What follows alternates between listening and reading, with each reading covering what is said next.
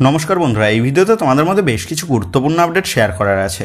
সেক্ষেত্রে ভিডিওটা না স্কিপ করে পুরোটা দেখার অনুরোধ থাকলো। আর তোমরা যারা চ্যানেলে প্রথমবার এসেছো তারা কিন্তু অবশ্যই ভিডিওতে লাইক দিয়ে চ্যানেলটা সাবস্ক্রাইব করে রেখো, কারণ তুমি কিন্তু এখানে তোমার প্রিয় দলের সমস্ত রকম খেলার খবর সবার আগে পেয়ে যাবে।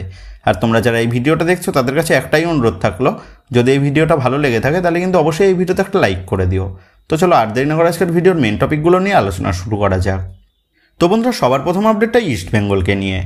তো ইস্ট বেঙ্গল ম্যানেজমেন্ট যে এই মৌসুমে দুর্দান্ত একটা দল গঠন করতে প্রস্তুতি নিচ্ছে সেটা তোমরা জানো, এবং ইতিমধ্যে বিদেশি থেকে শুরু করে বেশ কিছু ভালো মানের ভারতীয় প্লেয়ারের স্কাউটিং করা শুরু করে দিয়েছে লাল হলুদ ম্যানেজমেন্ট। তো এই মুহূর্তে আরও যেমনটা জানা যাচ্ছে, 21 বছর বয়সী ভারতীয় সেন্ট্রাল মিডফিল্ড পজিশনের প্লেয়ার ভিভিন মোহানের দিকে নজর দিয়েছে ইস্ট বেঙ্গল ম্যানেজমেন্ট। 1.8 কোটি টাকা মার্কেট ভ্যালুর এই ভারতীয় মিডফিল্ডারটা বর্তমানে খেলছে কেরালা ব্লাস্টার এফসি দলের হয়ে। কেরালা ব্লাস্টার এফসি দলের হয়ে এই ভিভিন এই মরশুমের আইএসএলে 18টা ম্যাচ খেলেছে। তো ইস্ট বেঙ্গলের মাঝমাঠে যে সমস্যাটা রয়েছে সেই সমস্যা সমাধানের জন্য এই ভিভিনের উপর নজর দিয়েছে ইস্ট বেঙ্গল ম্যানেজমেন্টের স্কাউটিং মেম্বাররা, তেমনটাই আপডেট। তবে শেষ পর্যন্ত এই ডিলটা ডান করতে পারে নাকি ইস্ট বেঙ্গল ম্যানেজমেন্ট, সেটাই কিন্তু এখন দেখার বিষয় হবে। এবার নেক্সট আপডেটটা 34 বছর বয়সী স্প্যানিশ স্ট্রাইকার অ্যালেক্স সানচেজকে নিয়ে। তো 80 লাখ টাকা মার্কেট ভ্যালুর এই স্প্যানিশ স্ট্রাইকারটা বর্তমানে খেলছে আই লিগের ক্লাব গোকুলাম কেরালা এফসি দলের হয়ে। এই মৌসুমে অ্যালেক্স আই লিগে মোট 22টা ম্যাচে 19টা গোল এবং 5টা অ্যাসিস্ট করেছে।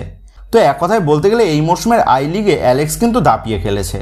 তো এই অ্যালেক্সের এই দুর্ধর্ষ পারফরমেন্স দেখে এই অ্যালেক্সের ওপর ইন্টারেস্ট শো করেছে পাঞ্জাব এফসি।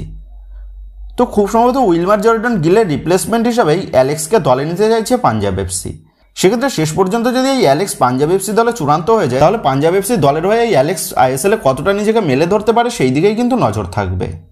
এর পাশাপাশি গোকুলাম কেরালা এফসিকে নিয়ে কিন্তু একটা বড় আপডেট এই মুহূর্তে বেরিয়ে আসছে। তো এই মৌসুমে গোকুলাম কেরালা এফসি দলের হেড কোচ ছিলেন 50 বছর বয়সী স্প্যানিশ কোচ ডোমিঙ্গো ওরামস।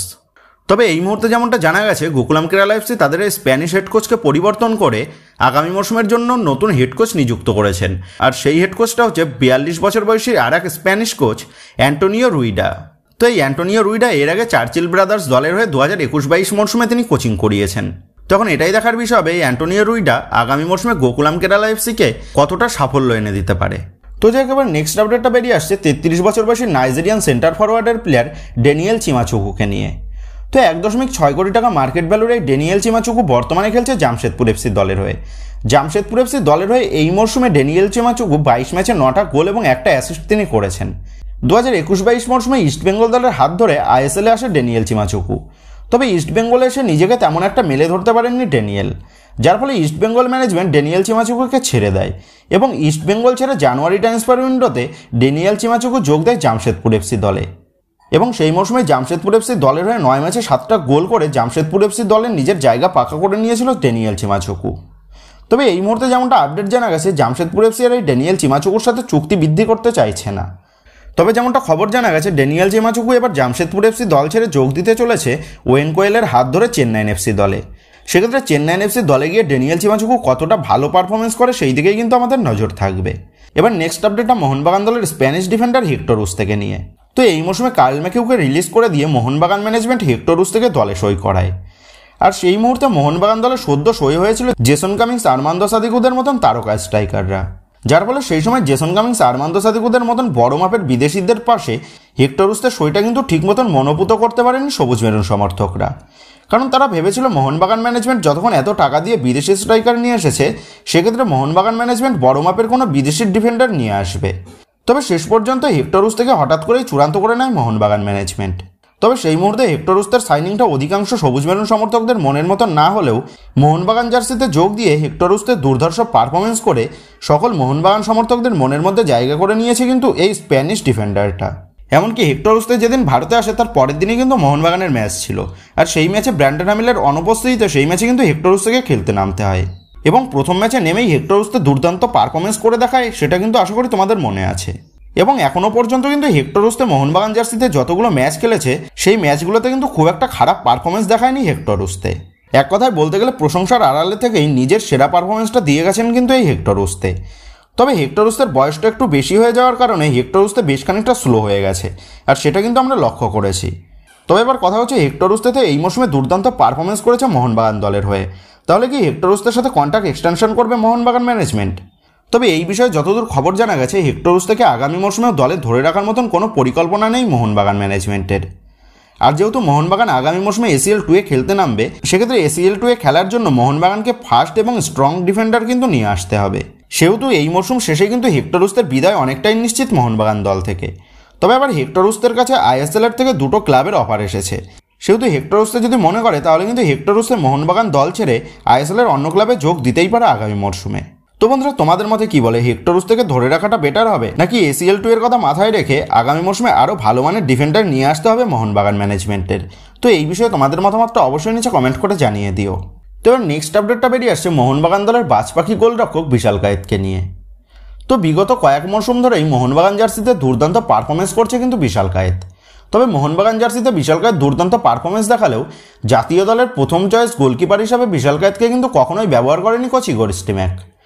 তো যে গত মরশুমে মোহনবাগান দলের তেকাঠির নিচে দুর্দান্ত পারফরমেন্স করে ISL গোল্ডেন গ্লাভস জিতেছিল বিশাল কায়েত, এবং এই মরশুমে ডুরান্ড কাপের সেরা গোলকিপার হিসাবে পুরস্কৃত হয়েছেন এই বিশাল কায়েত। আর গত মরশুমের মতন কিন্তু এই মরশুমেও বিশাল কায়েতের কাছে সুবর্ণ সুযোগ চলে এসেছে এই মরশুমের গোল্ডেন গ্লাভস জয় করার। তো এই মুহূর্তে 9টা ক্লিনশিট রেখে অমরিন্দর সিং গোল্ডেন গ্লাভসের রেসে প্রথম স্থানে রয়েছে, এবং 8টা করে ক্লিনশিট রেখে দ্বিতীয় স্থানে রয়েছে পূর্বাল আচেনপা, এবং তৃতীয় স্থানে রয়েছে বিশাল কায়েত। তো এবার কথা হচ্ছে, ওড়িশা এফসির ম্যাচ বাকি রয়েছে একটা, মানে নকআউট ম্যাচ। আর সেই ম্যাচে যদি ওড়িশা এফসি হেরে যায়, তাহলে কিন্তু ওড়িশা এফসি এই মরশুমের ISL থেকে বিদায় নিয়ে নেবে। অপর দিক দিয়ে আবার মোহনবাগানের ম্যাচ বাকি রয়েছে দুটো, মানে সেমিফাইনাল 1-এর ম্যাচ। আর সেমিফাইনাল 1-এ জিততে পারলে মোহনবাগান চলে যাবে ফাইনালে। সেক্ষেত্রে মোহনবাগানের কিন্তু এখনও 2 থেকে 3টে ম্যাচ বাকি রয়েছে। সেহেতু বিশাল কায়েত যদি মোহনবাগানের পরবর্তী ম্যাচগুলোতে ক্লিনশিট রাখতে পারে, তাহলে কিন্তু বিশাল কায়েত এই মরশুমের গোল্ডেন গ্লাভস আবারও জিতে যাবে। তো বন্ধুরা, তোমাদের কি মনে হচ্ছে বিশাল কায়েত কি পারবে এই মরশুমের গোল্ডেন গ্লাভসটা জিততে? তো এই বিষয়ে তোমাদের মতামতটা কিন্তু অবশ্যই নিচে কমেন্ট করে জানিয়ে দিও। আর এর সাথে এটাও জানিয়ে দিও, আমাদের জাতীয় দলের আপকামিং ম্যাচগুলোতে বিশাল কায়েতকে প্রথম চয়েস গোলকিপার হিসাবে সুযোগ দেওয়া দরকার ইগোর স্টিম্যাকের। এই বিষয়েও তোমাদের মতামতটা কিন্তু অবশ্যই নিচে কমেন্ট করে জানিয়ে দিও। তো বন্ধুরা, এই ভিডিওতে গুরুত্বপূর্ণ আপডেটগুলোই তোমাদের মধ্যে শেয়ার করার ছিল। তো আশা করি ভিডিওটা তোমাদের ভালো লেগেছে। তো যদি ভিডিওটা ভালো লেগে থাকে, তাহলে ভিডিওতে লাইক দিয়ে চ্যানেল সাবস্ক্রাইব করে পাশে থাকা বেল আইকনটা অবশ্যই প্রেস করে দিও। আর তোমরা যারা এখনও পর্যন্ত আমাদের সোশ্যাল মিডিয়া পেজের সাথে যুক্ত হওনি, তারা কিন্তু নিচে ডিসক্রিপশন বক্সের লিঙ্ক থেকে আমাদের সোশ্যাল মিডিয়া পেজের সাথে যুক্ত হয়ে যেও। কারণ এখন কিন্তু সমস্ত লেটেস্ট আপডেটগুলো সবার আগে আমাদের সোশ্যাল মিডিয়া পেজেই পোস্ট করা হয়। তো এখন ফেসবুক এবং ইনস্টাগ্রামে গিয়েও তোমরা আমাদের এই চ্যানেলের নাম লিখে সার্চ করলে তোমরা কিন্তু আমাদের ফেসবুক এবং ইনস্টাগ্রাম পেজটা খুঁজে পেয়ে যাবে। সেক্ষেত্রে অবশ্যই কিন্তু তোমার প্রিয় দলের সমস্ত রকম খুঁটিনাটি তথ্য সবার আগে পাওয়ার জন্য এবং আমার সাথে সরাসরি যে কোনো বিষয়ে কথা বলার জন্য তোমরা কিন্তু আমাদের ইনস্টাগ্রাম এবং ফেসবুক পেজের সাথে যুক্ত হয়ে যেও। তো বন্ধুরা, এই ভিডিওটা এটুকুই ছিল। তো আসি বন্ধুরা, দেখা হচ্ছে পরের ভিডিওতে।